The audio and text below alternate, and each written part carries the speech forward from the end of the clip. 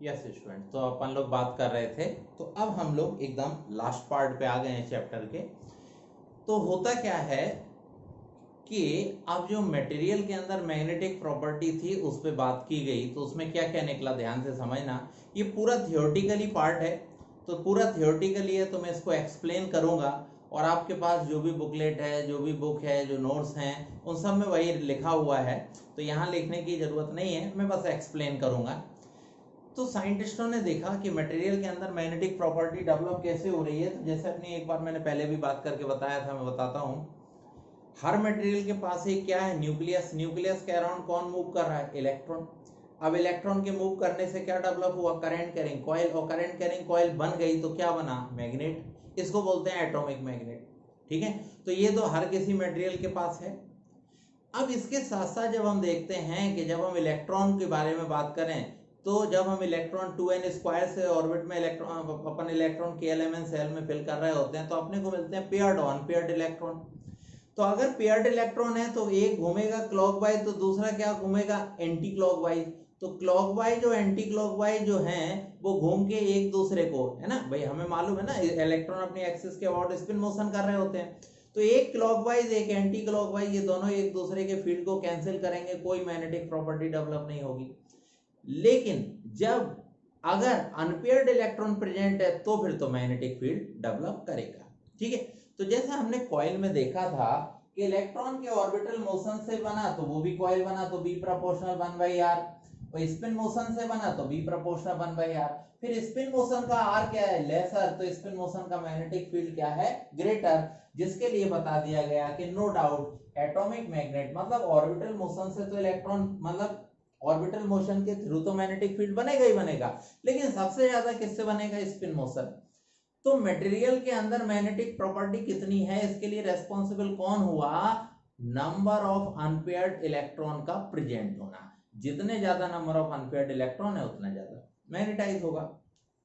अब उसी के बेस पर बेटा इनको तीन कैटेगरी में डिवाइड किया गया, एक है डाया, एक है पैरा और एक है फेरो, है ना। मैं एक्सप्लेन करता हूं। ये मैंने लिखा डायामैग्नेटिक मटेरियल।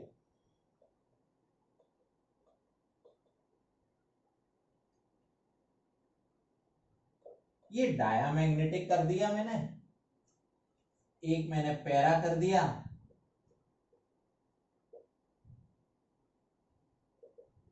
ठीक है, पूरा थियोरेटिकल है। एक मैंने फेरोमैग्नेटिक कर दिया।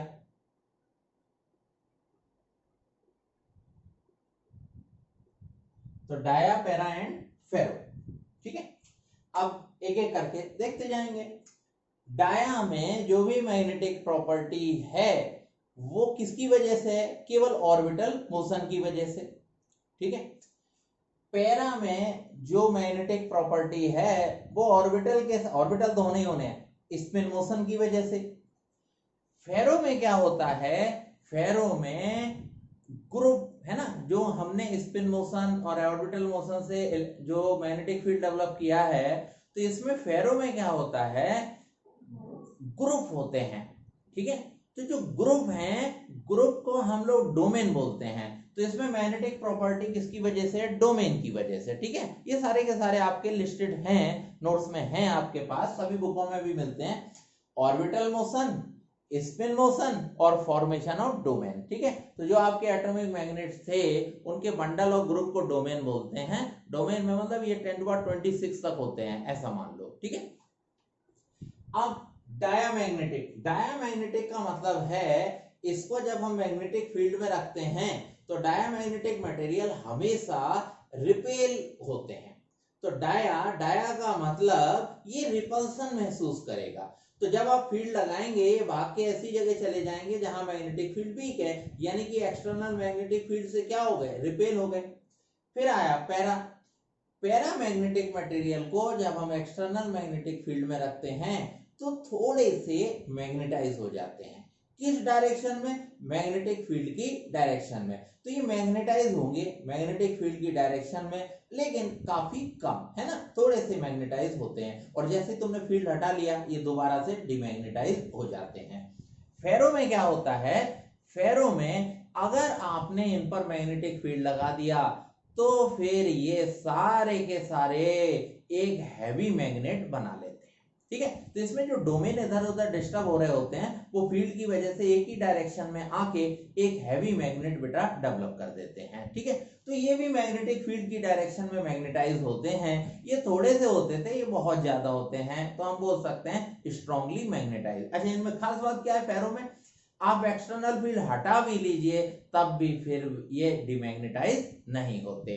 तो क्या मिला हमें, डाया में मैग्नेटाइज होंगे लेकिन फील्ड के अपोजिट, मैग्नेटाइज होंगे फील्ड की डायरेक्शन में लेकिन काफी कम, मैग्नेटाइज होंगे फील्ड की डायरेक्शन में लेकिन काफी ज्यादा, स्ट्रांगली मैग्नेटाइज होते हैं और आसानी से डिमैग्नेटाइज भी नहीं हो सकते। ठीक है, फिर मैंने थोड़ा सा बात किया इनके बारे में ससेप्टिबिलिटी। क्योंकि इनमें ससेप्टिबिलिटी, भाई ये आप फील्ड लगा रहे हैं, ये भाग रहे हैं तो लाइंस ऑफ फोर्स को गेन ही नहीं कर रहे हैं ना, तो इनकी ससेप्टिबिलिटी कैसी हुई, नेगेटिव। ये फील्ड की डायरेक्शन में ही मैग्नेटाइज हो रहे हैं थोड़े बहुत, तो ससेप्टिबिलिटी कैसी है, नियरली इक्वल टू 1, है ना, मतलब 1 के बराबर ही है और प्लस में है। इनकी ससेप्टिबिलिटी कैसी है, वेरी वेरी ग्रेटर देन 1 और प्लस ही है। ससेप्टिबिलिटी पे बात हो गई। म्यू आर रिलेटिव परमिटिविटी, इनके लिए म्यू आर क्या है, लेस देन 1, इसके लिए mu r nearly equal to 0 लेकिन पॉजिटिव है, इसके लिए mu r very very greater 1। ठीक है, अब इसकी बात करते हैं डाया। जब इन्हें एक्सटर्नल मैग्नेटिक फील्ड में रखेंगे, ठीक है, जैसे मैंने ऐसे फील्ड लगाया हुआ है, अब मैं मटेरियल को रखूं तो मटेरियल ना मैग्नेटिक फील्ड के परपेंडिकुलर आके रुकेगा क्योंकि रिपेल हो रहा है। ठीक है, इनमें क्या होगा, मैग्नेटिक फील्ड में ही रुकेगा तो पैरेलल हो जाएगा, इसमें भी क्या हो जाएगा, पैरेलल हो जाएगा। ऐसे ही अगर सपोज मेरे पास कोई, मैंने ये लिया N पोल और ये लिया मैंने S पोल, और मान लो ये मैंने एक डायामैग्नेटिक मटेरियल रख दिया, तो जो लाइंस ऑफ फोर्स है ना वो इसमें से जाने की कोशिश नहीं करेंगे, देखो जाना चाहिए इसमें लेकिन भागेंगी, तो ये डाया है। अब मैं यहां पे बात कर रहा हूं, मैंने मैग्नेटिक मटेरियल रख दिया, ठीक है, अब देखो मैग्नेटिक मटेरियल रख दिया, कुछ है जा रही, ठीक है, जा रही है, बाद बाकी कैसे निकल गई, तो जिन्हें जाना है वही जाएंगी, है ना, मान लो थोड़ी बहुत और चली जाएंगी। लेकिन अगर मैंने फेरोमैग्नेटिक मटेरियल में बात की बेटा, ये मैंने एक फेरोमैग्नेटिक रख दिया, तो यहां वाली भी अंदर से घुस के जाने की कोशिश करेंगी। अब देखो इनको जाना नहीं चाहिए था लेकिन ये भी अंदर से घुस के जाने की कोशिश करेंगी, तो ये मेरा डाया है, ये थोड़ा सा जाएंगी पैरा, सारी की सारी जाएंगी फेरो। ऐसे ही हमसे कभी बोल दिया जाता है, बोले अगर यूट्यूब में इसको लिक्विड फॉर्म में रखें तो क्या होगा, ये एन पोल और ये रखा मैंने एस पोल बेटा, है ना, तो लिक्विड में अब ये लेवल यहाँ नीचे हो जाएगा और यहाँ डाउन हो जाएगा, रिपेल किया ना तो नीचे दबा दिया। इसको मैं यूट्यूब में लिक्विड के फॉर्म में रखूं एन पोल एस पोल, तो ये थोड़ा सा प्रेस करेगा, ठीक है, ये बहुत ज्यादा दबा दिया था इसने, ये थोड़ा सा प्रेस करेगा, तो यहाँ पे थोड़ा सा, ठीक है, इसने प्रेस किया नीचे, इसने थोड़ा सा अट्रैक्ट किया, तो मैं इसको लेवल को थोड़ा यहाँ कम दिखाऊंगा। फेरो में तो बिल्कुल ही अलग हो जाएगा बेटा, फेरो में क्या होगा, एस पोल एन पोल, ये तो लेवल यहाँ और यहाँ लेवल, ठीक है, तो ये इसको प्रेस करेगा तो यहाँ लेवल नीचे नजर आएगा, रिपल्सन की वजह से अट्रैक्ट करेगा, थोड़ा लेवल उठा हुआ आएगा, फेरो में तो बहुत ज्यादा अट्रैक्ट करेगा, बहुत ज्यादा लेवल उठा हुआ आएगा। ऐसे करके हमें ये बहुत सारी प्रॉपर्टियां जो हैं डाया पैरा फेरो की मिल जाती हैं। इनके मटेरियल के नाम भी आप याद रख लेंगे, भाई डाया में कौन कौन से मटेरियल है, पैरा में कौन कौन से और फेरो में कौन कौन से, ठीक है, तो ये एक थ्योरेटिकल वर्क है जो मैंने एक्सप्लेन आपको कर दिया। अब बात आती है टेम्परेचर, तो डायामैग्नेटिक मटेरियल पर टेम्परेचर का कोई इफेक्ट नहीं पड़ता है, ये टेम्परेचर के साथ बेटा वेरी नहीं करने वाला। पैरा पे बात करेंगे, पैरा में क्या होता है, आप जैसे जैसे टेम्परेचर इंक्रीज करेंगे मैग्नेटिक प्रॉपर्टी डिक्रीज करेगी, ठीक है, तो मैग्नेटिक प्रॉपर्टी इसमें क्या करने वाली है, डिक्रीज करने वाली है। तो मैग्नेटिक प्रॉपर्टी यानी कि मैग्नेटाइजेशन जो है वो डिक्रीज करता है, तो मैं ऐसे बोल सकता हूं, अगर मैग्नेटाइजेशन डिक्रीज कर रहा है तो हम ऐसे बोल सकते हैं मैग्नेटाइजेशन प्रोपोर्शनल 1 बाय टेम्परेचर के। तो इसमें टेम्परेचर इंक्रीज करेंगे तो मैग्नेटिक प्रॉपर्टी क्या करेगी, डिक्रीज, ये किसने डिस्कवर किया था? ये क्यूरी ने डिस्कवर किया था, इसलिए हम इसे क्यूरी लॉ के नाम से भी जानते हैं। ठीक है, क्यूरी लॉ के नाम से भी अपन जानते हैं। अब देखो अप्लाइड फील्ड कितना होता है? H मैंने अप्लाइड कर दिया, ये मैंने टेम्परेचर ले लिया। अब m, अब मेरी बात समझना, देखो आप T का वैल्यू इंक्रीज करो, ये आपने लगाया था, ये उसमें डेवलप होके आया, और ये कौन है? टेम्परेचर, इस हिसाब से डिपेंड करता है। अब थोड़ी देर के लिए समझना, मैंने पहले क्यों हटाया? क्योंकि पहले मैं केवल रिलेशन दिखा रहा था, अब मेरे को फॉर्मूला दिखाना है, इसलिए मैंने अप्लाइड फील्ड भी दिखा दिया।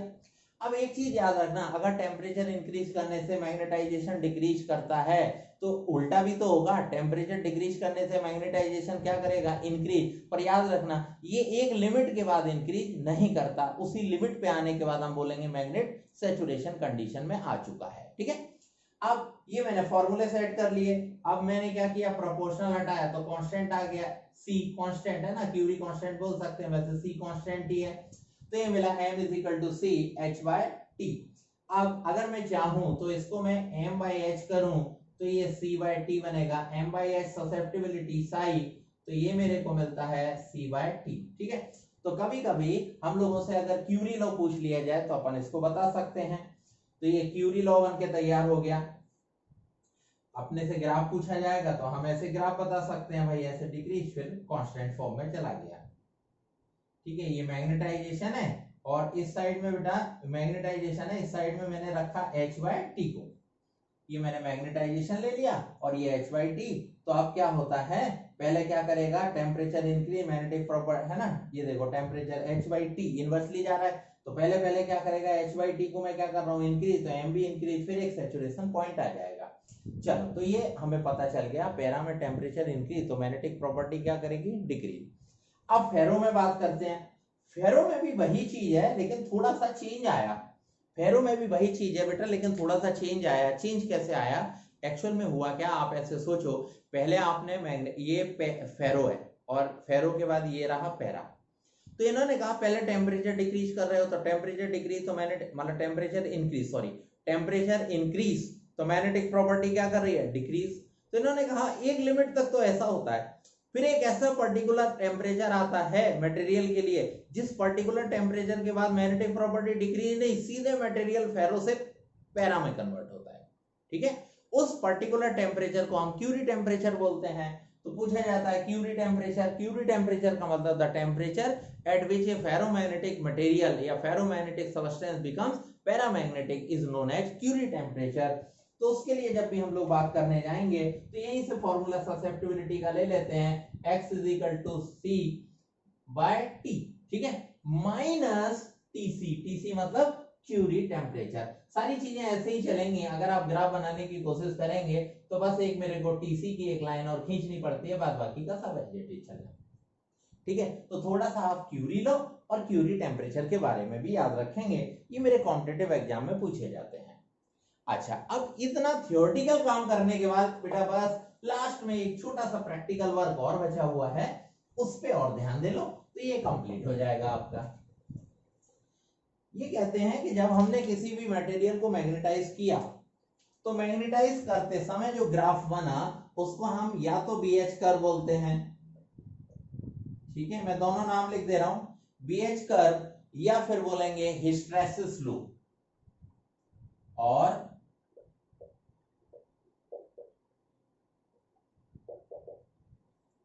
BH कर्व या हिस्टरेसिस लूप,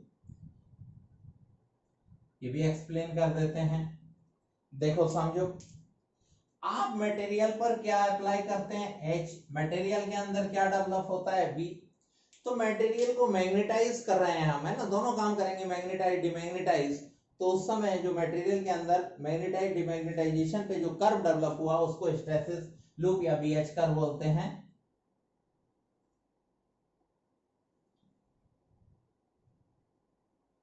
इस टाइप का कर्व आता है, मैं अब इसको एक्सप्लेन कर रहा हूं बेटा। ये रहा ओरिजिन, मटेरियल को मैग्नेटाइज करने के लिए आपने H अप्लाई किया, आप देखो धीमे धीमे H का वैल्यू बढ़ रहा है तो B का भी वैल्यू बढ़ रहा है इस पॉइंट पे आके। अब आप कितना भी एच इंक्रीज कर लो, अब इससे ज्यादा बी इसमें आने वाला नहीं है ना, इससे ज्यादा बी नहीं आएगा, कितना भी एच कर लो। इसको हम लोग बोलेंगे saturation point, it is known as saturation point. आगे चल के यही आपका प्लस एम बनता है, यही आपका नॉर्थ पोल बनता है। तो इन्होंने कहा मैंने मैग्नेटाइज किया तो यहां तक हुआ, ठीक है, अब मैं डिमैग्नेटाइज स्टार्ट करूंगा। जब डिमैग्नेटाइज स्टार्ट किया तो ये इसी लाइन से वापस नहीं आया, ये यहां से वापस आया, ठीक है। अब मेरी बात को समझिएगा, आप डिमैग्नेटाइज कर रहे हैं तो जब हम H को डिक्रीज कर रहे हैं तो B का वैल्यू भी देखो, H डिक्रीज तो B का भी वैल्यू डिक्रीज, लेकिन इस पॉइंट पे आके, अब इस पॉइंट पे आके H का वैल्यू क्या हो गया, 0, लेकिन B का वैल्यू थोड़ी ना 0 हुआ, B का वैल्यू 0 नहीं हुआ। तो एक्सटर्नल फील्ड हटा लेने के बाद मटेरियल के अंदर जो भी मैग्नेटिक प्रॉपर्टी रिमेनिंग फॉर्म में रहती है उसको हम लोग बोलते हैं रिटेंटिविटी, यानी कि remaining magnetic field after the removal of external magnetic field is known as retentivity. तो मैंने नाम दिया, मान लीजिए इसको मैंने C नाम दे दिया, तो ये हमारा जो OC है it is known as retentivity. Clear? The remaining magnetic field after the removal of external magnetic field is known as retentivity। अब आपने कहा मेरे को इसको कैंसिल करना है, ठीक है। अब कैंसिल करने के लिए अब आप क्या करोगे बेटा, अब आप अपोजिट में H अप्लाई करोगे, आप अपोजिट में लगा रहे हो। जब हम अपोजिट में H अप्लाई करेंगे तो आपने देखा जब मैंने इतना H लगा दिया तब ये B का वैल्यू 0 हुआ ना, देखो ये यहाँ आ रहा है, जब H इतना हुआ तब B का वैल्यू 0 हुआ। तो ये मैं मान लो D लगा दिया, तो आपको अपोजिट में इतना H लगाना पड़ा ना। तो रिमेनिंग मैग्नेटिक फील्ड को कैंसिल करने के लिए, रिमेनिंग मैग्नेटिक फील्ड को रिमूव करने के लिए आपने अपोजिट में जो फील्ड अप्लाई किया that is known as coercivity,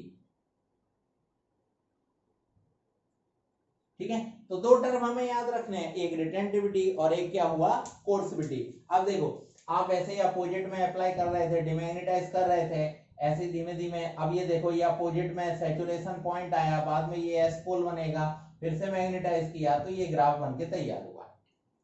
तो हम लोगों से पूछा जाता है भाई कि ग्राफ क्या क्या रिप्रेजेंट करता है, तो यहाँ क्या रिप्रेजेंट हो गया, रिटेंटिविटी, है ना। Remaining magnetic field after the removal of external magnetic field is known as retentivity. ये मेरे को कौन मिला, कोर्सिविटी। नेगेटिव फील्ड या magnetic field applied in opposite direction to remove the remaining magnetic field is known as coercivity. तो ये हमारे पास representation आ गया। अच्छा याद रखना, इस ये जो ग्राफ है ना, ये जो कर्व बन के तैयार हो रहा है, इस कर्व का एरिया रिप्रेजेंट करता है work done per unit volume को, कि आपने मटेरियल को मैग्नेटाइज करने में पर यूनिट पर कितना वर्क किया हुआ है, ठीक है। तो ग्राफ किसको रिप्रेजेंट करने वाला है, ग्राफ रिप्रेजेंट करता है work done per unit volume को। तो मैं बता देता हूं, है ना, एरिया ऑफ कर्व रिप्रेजेंट करता है किसको, एनर्जी लॉस को। भाई जो वर्क है वो किस में जाएगा, लॉस में। तो याद रखेंगे VANT न्यूमेरिकल करते समय, V वॉल्यूम ऑफ मटेरियल, है ना, जो मटेरियल आप मैग्नेटाइज करने वाले हैं उसका कितना वॉल्यूम लिया हुआ है, A एरिया आ गया, सब गिवन रहेंगे, N फ्रीक्वेंसी आ गई, है ना, मैग्नेटाइज डिमैग्नेटाइज करने की क्या फ्रीक्वेंसी थी, और T टाइम, कितने टाइम तक मैंने किया, ठीक है। अब थोड़ा सा मेरी बात समझ लेंगे। आपको बेटा इस टाइप से कर्व दिए जाएंगे, न्यूमेरिकल करते समय पूछा जाएगा भाई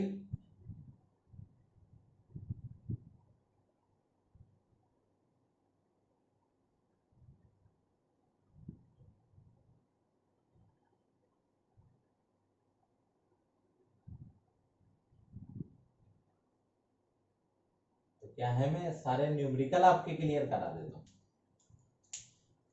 देखो lesser area lesser loss local magnet बनाने काम आएगा, greater area greater loss permanent magnet बनाने का काम आएगा, ठीक है। तो आपसे पूछा जाएगा भाई आपको लोकल मैग्नेट बनाना है, दो टाइप के मैग्नेट होते हैं, लोकल जब चाहे मैग्नेट बना लिया, जब चाहे डीमैग्नेटाइज कर दिया, परमानेंट एक बार मैग्नेटाइज हो गया बार बार डीमैग्नेटाइज नहीं हो सकता, ठीक है, आसानी से डीमैग्नेटाइज नहीं होगा। तो मेरे से बहुत बार ऑब्जेक्टिव पूछे गए हैं, तो आप ध्यान रखना लेसर एरिया है तो ये लोकल मैग्नेट का रिप्रेजेंटेशन है, ठीक है, लोकल मैग्नेट बनाओ। ग्रेटर एरिया है, कैसा मैग्नेट बनाओ, permanent, local magnet soft iron का, परमानेंट मैग्नेट किसका, स्टील का। लोकल में क्या क्या क्वालिटी रखनी है, लोकल में रिटेंटिविटी कैसी रखो, हाई, कोर्सिविटी कैसी रखो, लो, रिलेटिव परमेबिलिटी कैसी रखो, हाई। अब परमानेंट की बात करते हैं, परमानेंट में आपसे पूछेगा क्या क्या करना है, तो आप बोलेंगे रिटेंटिविटी कैसी, हाई, कोर्सिविटी कैसी, हाई, परमेबिलिटी भी हाई लेकिन थोड़ी सी कम मिलती है, और कोई बात नहीं है, ठीक है। तो जब आप न्यूमेरिकल वगैरह करेंगे तो अब आपको बेटा कहीं भी कोई प्रॉब्लम नहीं आने वाली है ना। अब ये चैप्टर कंप्लीट हुआ, नेक्स्ट में आगे बात